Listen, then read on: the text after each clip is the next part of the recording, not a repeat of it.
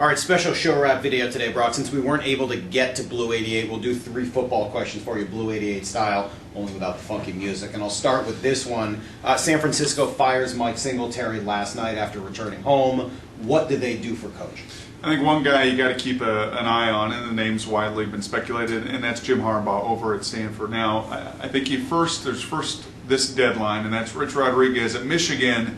A lot of speculation. The people that I've talked to think he's going to be fired. The reason he's not been fired, 2 things: a bowl game, and secondly, a buyout, Mike, that goes from about $4 million to $2 million after January 1st. So does Jim Harbaugh want to coach at Michigan, where his roots are, where both Schembechler really trained him and taught him up, and everything that is Michigan football, or has he hired and assembled a pro staff? Because he has. Vic Fangio, D coordinator, 26 years, leaves Baltimore, and John Harbaugh to come to Stanford. Other coaches on that staff, numerous NFL coaches on that staff. Did those coaches come to Stanford to go to another college job, or did they indeed come to Stanford as a launching pad to get to the NFL? Keep a close eye first on Rich Rodriguez. If that job comes open and Harbaugh doesn't get it, then I think he's the #1 candidate for the 49er job. Second question for you. Terrell Prior going to be suspended 5 games to open up next year for Ohio State. Some speculation that he will now come out in the draft.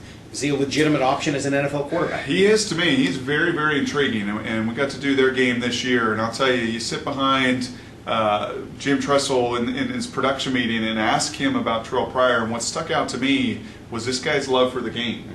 Jim Tressel talked about Troy Smith is more of a guy that just liked to play and liked to wing it and go out and practice, study, what's all. And Terrell Prior, quite the opposite, a grinder, a perfectionist. In fact, Jim Tressel said he has never had a player test out, they do psychological testing, as more of a perfectionist than Terrell Prior. That's a good attribute to have as an NFL quarterback. His delivery, his accuracy, it's a work in progress.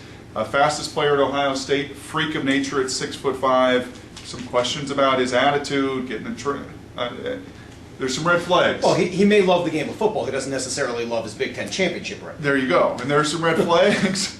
But as far as an intriguing prospect, very much so. For the record, I have no problem with him selling it. I just think that it's an interesting contrast. Final question for you, Brock. You've said there's a quarterback in this league that no one's talking about right now. Who is that?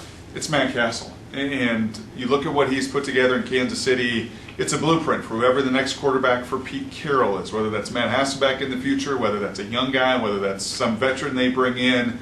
I think if Pete Carroll were to walk in that quarterback room next season at OTAs and say, this is how I want the position played, it's Matt Castle. It's 27 touchdowns and 5 interceptions. 27 to 5. It's accuracy. Obvious he's learned some things from Tom Brady. You look at him in the pocket, he's very sound, he's very fundamental, he's got good movement between the tackles, tremendous decision maker, not getting near enough credit that he deserves because he's had a fantastic year. Doesn't hurt to have Charlie Weiss calling the plays for you either. We'll be back with you guys tomorrow. You can check out the podcast page below the video. See you then.